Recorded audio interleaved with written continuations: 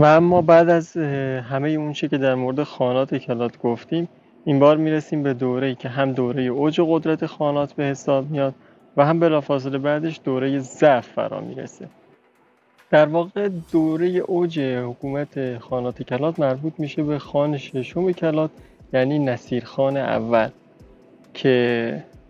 بلافاصله بعد از مرگ نادرشاه داخل خانات کلات و بلوچستان به قدرت میرسه. در واقع قبل از اینکه نصیرخان اول به حکومت برسه، قبل از اون میر عبدالله خان پدر ایشون و همچنین برادرهای میر نصیرخان داخل خانات حکومت میکردن که ما داخل ویدیو قبل چندان بهش نپرداختیم و داخل این ویدیو هم خیلی در مورد صحبت نمی کنیم، چرا که داخل ویدیوی بلوچ ها و نادرشاه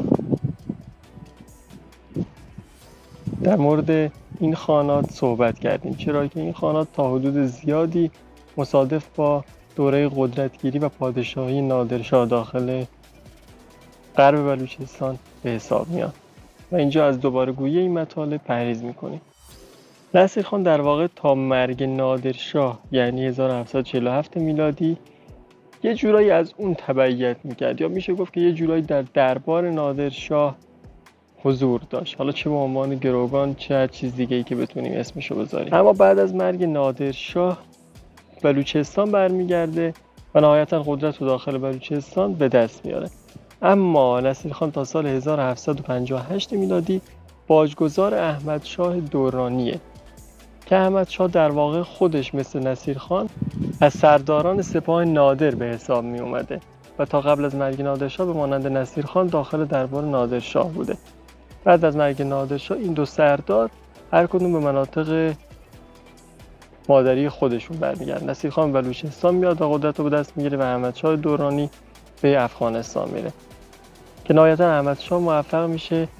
یه جورایی حکومت بلوچستان رو تحت الحمایه و زیر سلطه خودش نگه داره، اما تا سال 1758 میلادی. در واقع میتونیم بگیم نصیرخان وقتی بلوچستان میاد اوضاع خیلی به هم ریخته است. قدرت بلوچستان تضعیف شده است، اتحاد چندانی وجود نداره. نصیرخان یک همچین حکومت در هم بر همی رو به دست میگیره و نهایتا در طی چند سال موفق میشه علاوه بر اتحادی که در حکومت ایجاد میکنه استقلال رو هم به ارمغان بیاره و از زیر سلطه حکومت قبلی بیرون بیاد. در واقع نصیرخان در زمان حکومت خودش 25 بار لشکرکشی میکنه، اما این لشکرکشی ها بیشتر برای سلطه بر مناطق خودی، همینطور سرکوب شورش ها و البته کمک به مسلمانان و مستضعفان در دور و اطراف شهر کلاته، چرا که نصیرخان مسلمانی متعبد بود که از سوی خلافت وقت لقب‌های مانند قاضی الدین یعنی کمک کننده دین و نصیر ملت محمدیه رو دریافت میکنه که همه این القاب به واسطه کمک‌های اون به مسلمانانی که در دور اطراف بودن و تحت ظلم سیک ها قرار داشتن بهش داده شده. نصیرخان همچنین موفق میشه که در نهایت نظم و نظام منظمی رو در سرتاسر بلوچستان برقرار کنه که شامل نخست وزیر، مستوفی و شوراهای قانونگذاری میشد. در رابطه با این نظمی که میر نصیرخان برقرار میکنه، توران مینویسه که نصیرخان نظام حکومتش رو طوری ترتیب داده بود که در عصر حاضر یعنی سال 1900 میلادی نظام پارلمانی انگلیس به همون گونه مثل اون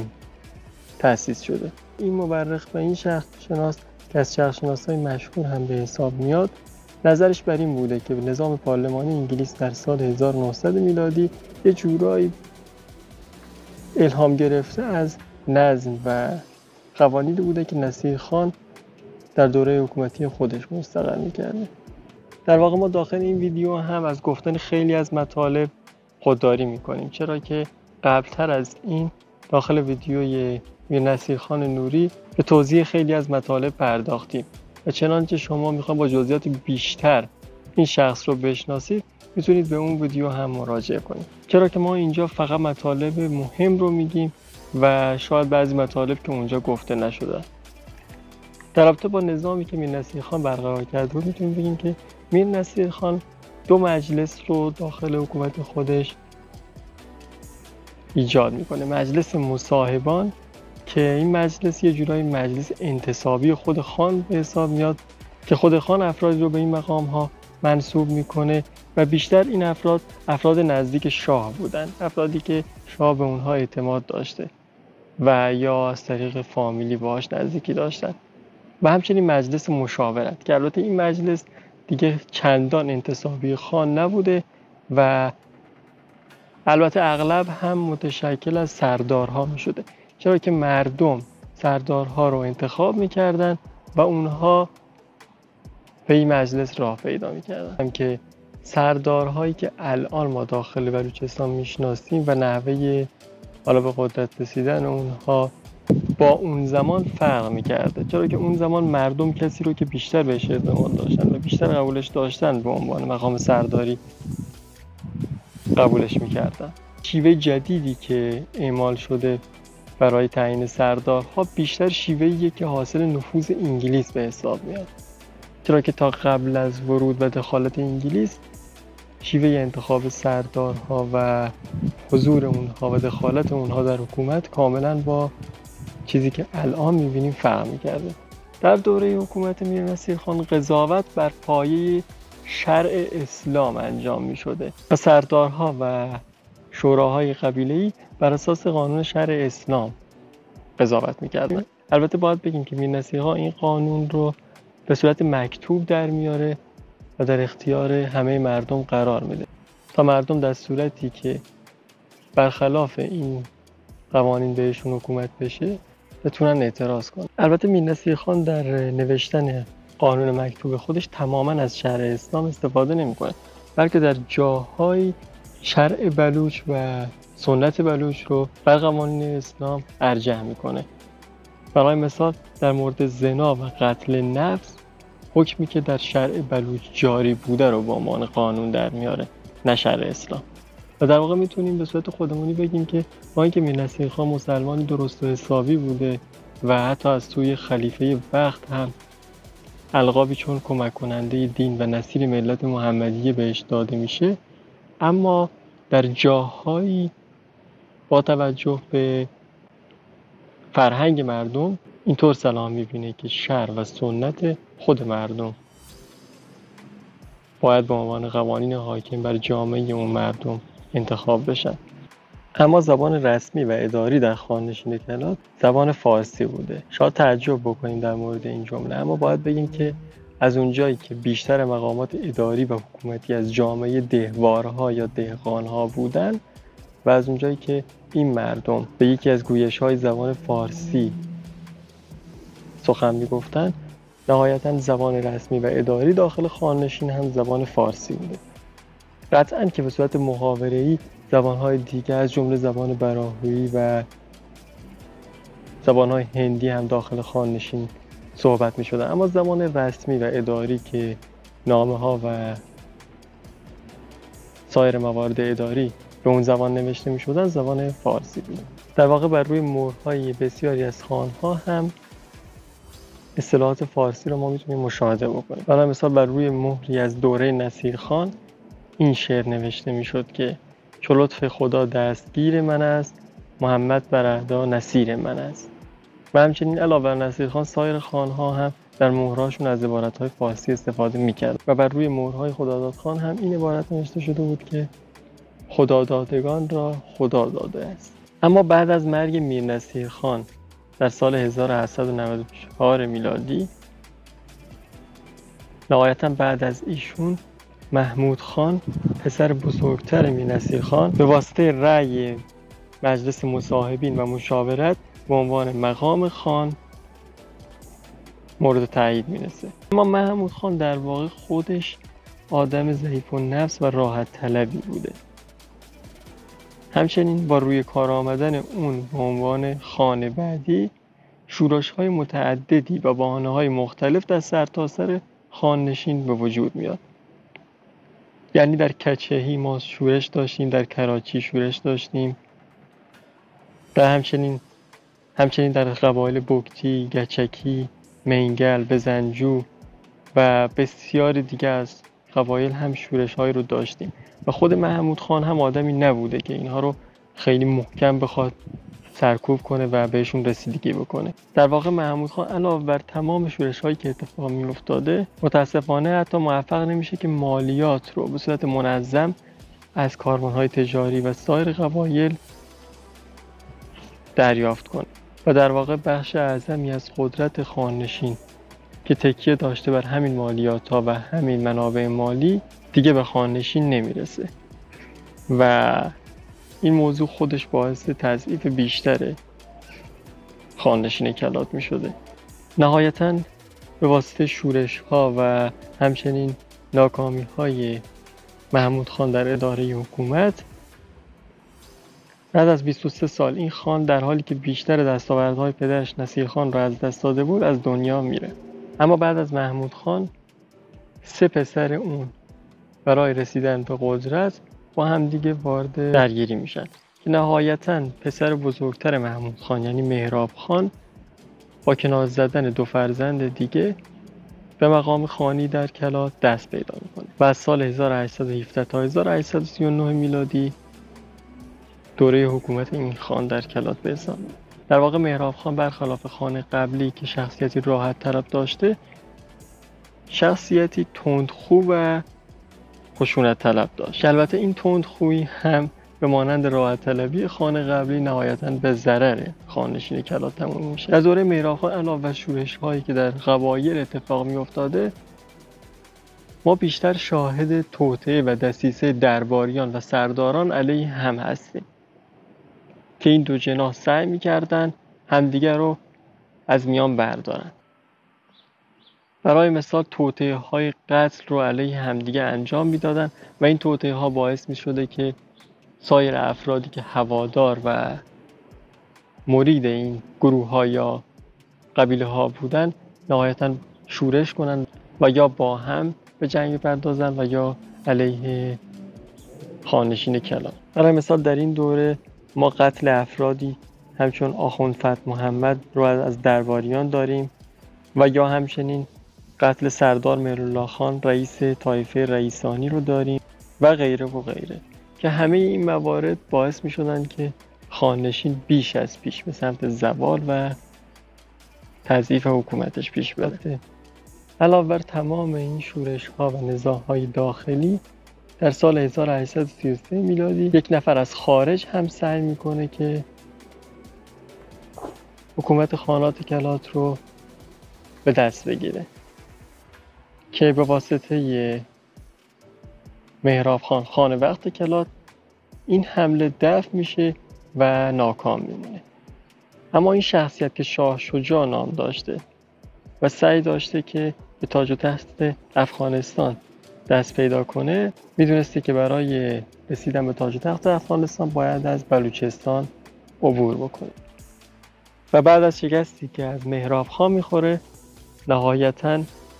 به بریتانیا رو میاره و سعی میکنه با اتحاد با بریتانیا و همچنین همدستی با چند تن از سردارهای خائن بلوچستان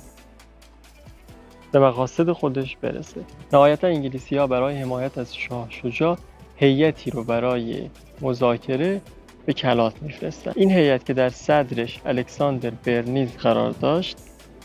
با هیئتی